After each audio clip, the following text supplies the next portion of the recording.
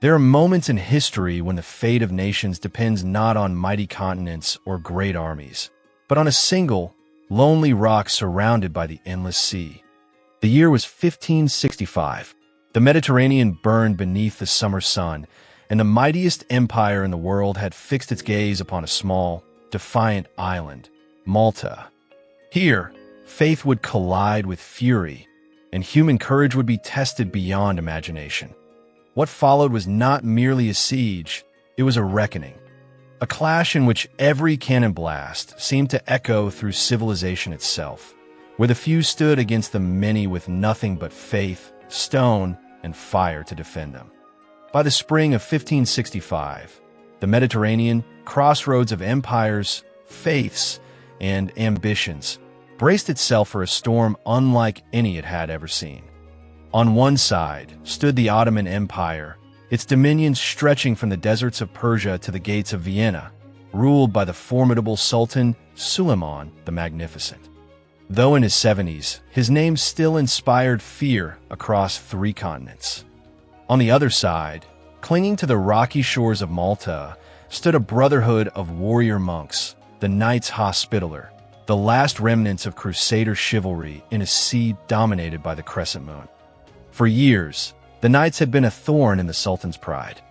From Malta's harbors, their swift galleys harassed Ottoman shipping, freeing captives and seizing treasure, spreading humiliation across seas that Suleiman considered his own. Every raid was an insult, every captured ship a wound to his empire's prestige. The Sultan, whose pride was as vast as his realm, vowed to erase the island that had dared to challenge him. And so he gathered one of the greatest armadas the world had ever seen. More than 300 ships filled the horizon, 130 war galleys flashing their oars in the sunlight, and 180 heavy transports loaded with men, cannons, and supplies. Aboard were nearly 30,000 soldiers, elite janissaries, sipahis, engineers, bombardiers, and among them, the infamous corsair Dragut, whose name struck terror in sailors from Tunis to Venice. Witnesses said the sea itself darkened beneath their sails. Facing this tidal wave of power stood Grand Master Jean de Valette. His defenders numbered barely 8,000, 500 of them the knights themselves, the rest mercenaries, Spaniards, Italians, and Maltese civilians, bakers, fishermen, farmers who had taken up arms. Many had never seen war before, but they shared one thing the Ottomans lacked: desperation. This island was their home, their faith their last refuge. Supplies were low, gunpowder scarce, and every cannonball precious. Yet Valette refused to surrender. His weathered eyes burned with conviction, the belief that courage could outlast empire. On May 18th, 1565, the horizon filled with Ottoman sails. As the first boats glided silently into Marsaxlokk Bay, Mustafa Pasha stepped ashore with supreme confidence. To him, Malta was a minor obstacle, a stone to be brushed aside. He expected the knights to surrender within days. But what he found was far from weakness. Before him stood a network of fortresses bristling with defiance, star-shaped bastions of limestone glinting in the sunlight, cannons aimed toward the sea. And on the tip of the Siberias Peninsula stood Fort St. Elmo, a small, unassuming outpost that would soon become immortal. Valette knew that holding St. Elmo would be impossible. But he also knew that as long as it stood, the Ottomans could not enter Grand Harbor. St. Elmo was doomed, but its sacrifice could buy time. Time that Malta, and perhaps Europe itself, desperately needed. So he made the choice. St. Elmo would be the shield and the sacrifice. What followed was a month of relentless horror. The Ottoman guns opened fire, hurling 80-pound cannonballs day and night. The air screamed with iron and smoke. The fort's walls crumbled, its defenders buried in debris. Yet the knights did not yield. Under cover of night, they launched counterattacks, rolling flaming barrels of tar down upon their enemies, setting siege towers ablaze, fighting hand to hand in the inferno. The fort became a graveyard of heroes. The sea around it turned red. Still, each time the Ottoman banners rose, a white cross reappeared on the shattered walls. The defenders fought like men possessed, driven by faith stronger than fear. Then came the turning point. A single cannonball, fired from the ruins of St. Elmo, struck a ridge where Ottoman officers stood. Among them was Dragut Reis, the Sultan's most feared admiral. The explosion tore through him, and within days, the scourge of the Mediterranean was dead. The effect was immediate. Fear crept through the Ottoman ranks, replacing confidence with dread. Mustafa Pasha raged, but even he saw the change. His men no longer fought like conquerors. After 31 days, Fort St. Elmo finally fell. Only a handful of defenders survived, and they were executed brutally, their bodies nailed to crosses and set adrift across the harbor. Yet their sacrifice had not been in vain. The delay had allowed Birgu and Singlia, the main fortresses, to prepare. The knights had lost a fort, but in truth, they had won the first act of the siege. By summer, Malta had become a furnace, a place where faith and empire melted into legend. Every stone was soaked in blood, every gust of wind thick with the stench of gunpowder. The Ottomans still believed in victory, but so did the defenders, because they had no choice but to fight. As June turned to July, even the mighty Ottoman army began to doubt its destiny. The Sultan's empire had reached the edge of the known world, and on this small sun-scorched island, barely visible on most maps, it began to falter. The fall of Fort St. Elmo should have signaled the end of Maltese resistance. It should have opened the gates of Grand Harbor and secured the triumph of the Crescent over the Cross. But instead, it became the moment when an empire, unstoppable for centuries, began to realize that even the greatest power on earth could bleed. At the dawn of defeat, the Ottomans had paid for a ruin, a pile of shattered stones, barely enough to bury their own dead. Yet what they had truly lost went far beyond fortifications or soldiers. On that broken island rock, they buried their momentum, their confidence, and soon, their greatest captain. Dragut Reis, the old corsair king of the Mediterranean, had seemed eternal. For half a century, his name ruled the seas. Christian sailors cursed it in prayer. Mothers frightened their children with tales of his ghostly sails on the horizon. Even at 80, he remained a man of sharp intellect and unmatched instinct, a tactician feared by every admiral who faced him. To the Ottomans, he was the soul of their navy. To Sultan Suleiman, he was a divine weapon forged by the will of God. But even legends bleed. Late in June, Dragut rode out to survey the Maltese defenses, not with arrogance, but with the quiet curiosity of a predator studying its prey. Standing beside his officers, he watched the cannons of Fort St. Angelo flash across the harbor. In one heartbeat, fate intervened. A cannonball struck the stone near him, exploding into fragments. A shard the size of a fist tore into his temple. The old corsair staggered, grasped at the wound, and collapsed. He lingered for days, drifting in and out of consciousness as Ottoman physicians worked desperately to save him. But Dragut knew, on June 23rd, the sea finally claimed its master. The man who had once burned Christian cities to ash closed his eyes forever. His death cast a shadow across the Ottoman camp. The laughter ceased. The drums fell silent. Even the sea seemed to grieve. That same day, Fort St. Elmo fell. What the Ottomans gained was not a fortress, but a graveyard. Thousands of their soldiers lay dead, buried beneath rubble, or left to rot under the blazing sun. When the Ottoman banner rose over the ruins, there was no cheer, no cry of victory, only exhaustion. Humiliated by the slaughter, Mustafa Pasha ordered vengeance. The surviving knights were decapitated, their corpses lashed to planks and set adrift across the Grand Harbor. The tide carried them toward Birgu, pale, headless bodies floating like a message of horror. Grandmaster Jean de Valette understood that message perfectly. His reply was swift and merciless. The heads of Ottoman prisoners were loaded into cannons and fired back into the enemy camp, a grim reign of defiance. The siege had become more than war. It was now a holy vendetta. As July scorched the island, the air itself turned cruel. Armor seared the skin beneath it. The stench of death clung to every wind. Inside Birgu and Sunlia, food was nearly gone, water even scarcer. The Maltese crushed barley into dust, mixed it with rainwater, and called it bread. Disease spread through the streets.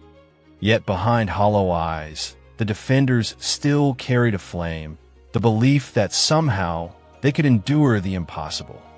The Ottomans pressed on, hardened by loss. They learned from the massacre at St. Elmo, turning to engineering and subterfuge. Miners tunneled beneath the walls to bring them down from below. But the defenders countered, digging their own tunnels to intercept the invaders underground. In the suffocating dark, men fought by torchlight, wielding daggers and pickaxes as screams echoed through the earth, their underground duels mixing with the endless thunder of cannons above. Even civilians joined the fight. Women carried stones and oil to the ramparts. When the Ottomans crossed the moats, the defenders poured down the oil and set it ablaze, turning trenches into rivers of fire. The flames painted the sea crimson, as if the island itself burned in defiance. By August, the siege had become a vision of hell. The dead lay unburied. The living barely clung to humanity. On August 15th, the Feast of the Assumption, Mustafa Pasha launched his grand assault. The attack came at dawn as the defenders prayed. Ladders slammed against the walls, and thousands of Ottoman soldiers stormed upward, shouting the name of Allah. Chaos reigned, smoke, steel, and blood. In the heart of it all stood Jean de Valette. 70 years old, armored head to toe, he fought like a force of nature, a sword in one hand, a crucifix in the other. Witnesses saw him striking enemies, shouting orders, blessing the dying. One Knight later wrote, "That day, our Lord was not a man, he was wrath itself. By sheer will, the defenders held. When the assault broke, 3,000 Ottoman corpses carpeted the slopes below. The knights were hollow-eyed, trembling, but unbroken, ghosts who refused to die. Outside the walls, the Ottoman camp decayed into misery. Once proud, it had become a swamp of disease and despair. Dysentery, fever, and heat claimed more lives than the enemy. Horses rotted in the sun, and the stench spread for miles. The army that had left Constantinople in glory was now an army of the dead and dying. Inside the city, the situation was no less dire. Food was gone. Men chewed leather straps to survive. The wounded prayed for death. Yet somehow, the spirit of Malta endured. Across the sea in Sicily, Don Garcia de Toledo, the Spanish viceroy, followed the siege with dread. Reports claimed Malta was finished. But Garcia refused to accept it. Defying his advisors, he gathered 8,000 soldiers, loaded them onto 35 galleys, and prayed for deliverance. On September 7th, his prayer was answered. At sunrise, a small fleet appeared off Maliha Bay, its sails glowing gold in the morning light.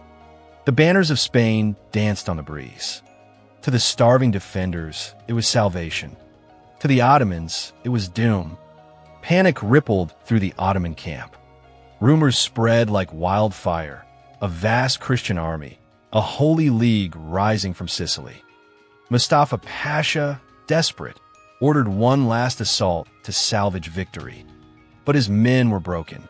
The Janissaries, once the Sultan's elite hammer, refused to fight.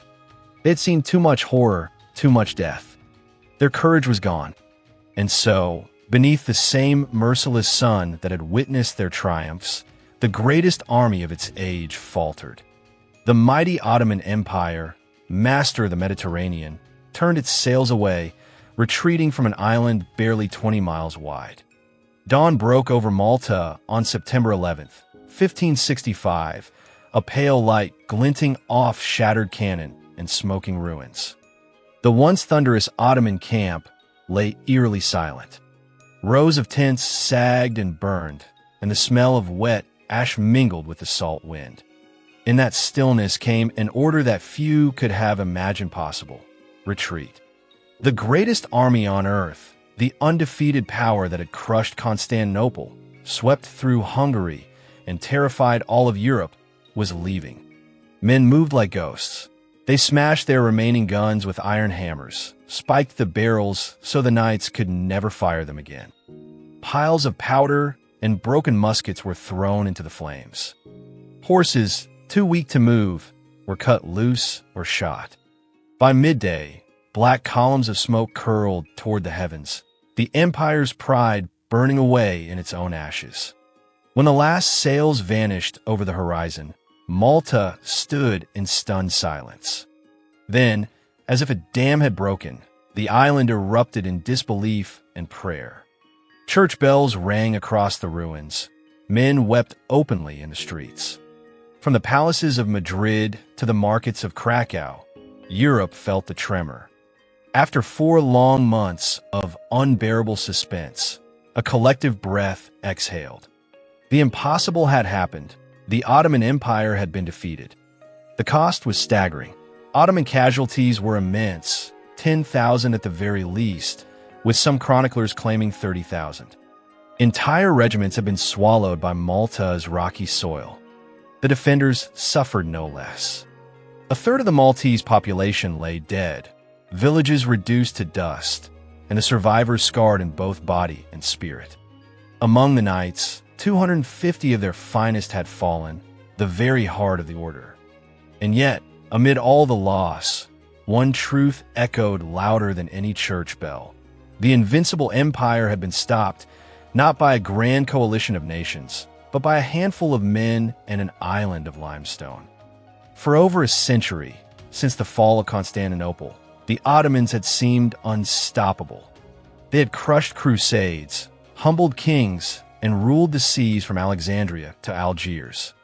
But here, on a tiny rock barely 20 miles long, their momentum shattered like a wave against the shore.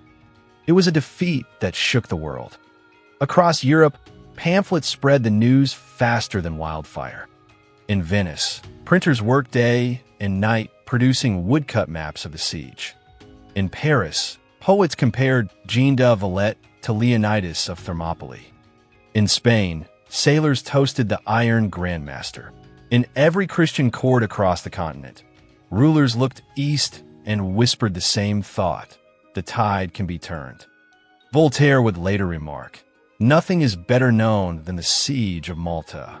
But what truly captivated Europe wasn't just the battle's scale, it was its meaning. It was living proof that courage, faith, and discipline could defy the machinery of empire.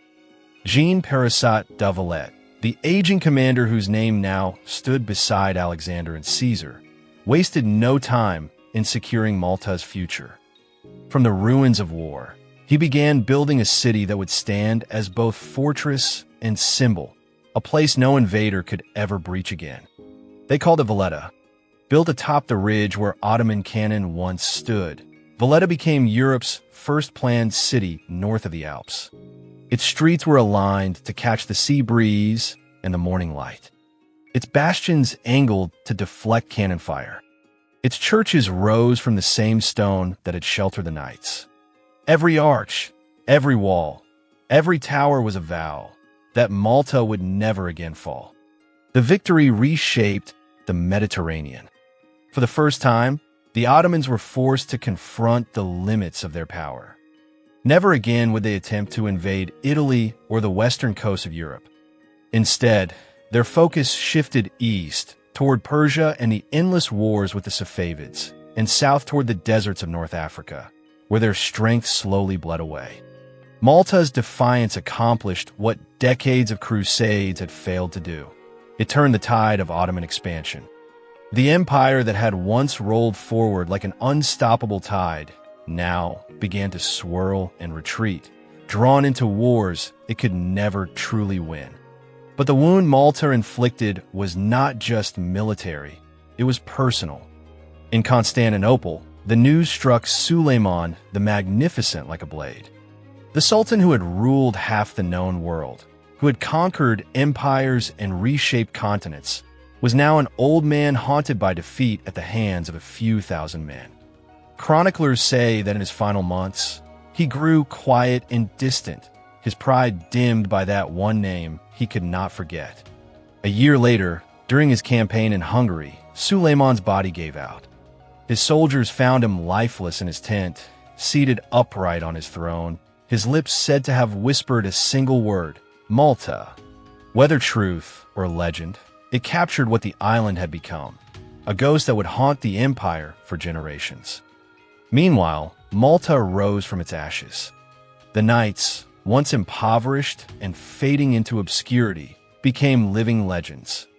Donations poured in from kings, dukes, and merchants. Their fleet was reborn, faster, deadlier, and relentless. For 2 centuries more, their Red Cross sailed across the Mediterranean, hunting corsairs and Ottoman ships alike. Their message was simple: we are still here. For the Maltese people, the siege became more than history, it became identity. Every village remembered its heroes: the mason who died sealing a breach in the wall, the fisherman who rowed through cannon fire to deliver water, the children who carried stones to the ramparts. Every church bell echoed the memory of that summer when farmers became soldiers and death became victory. Even now, centuries later, the island breathes that legacy. In Valletta's narrow streets, bullet scars still mark the limestone walls. The great bastions still stare defiantly toward the sea, as if daring the world to try again. Before 1565, Malta had been a forgotten outpost, a windswept speck fading into obscurity. After the siege, it became a symbol, the shield of Europe, the beacon of resistance. And within that story lies a timeless lesson. History often glorifies empires, armies, and numbers, but Malta's defiance reminds us that sometimes the smallest spark can hold back the darkest storm. 500 knights, 3,000 Maltese farmers and fishermen, one aging commander with a cross on his chest and steel in his heart. They faced an empire of 30,000, and they won. Not with wealth, not with power, but with the will to stand and say, no further. So when the world tells you that size decides destiny, remember Malta.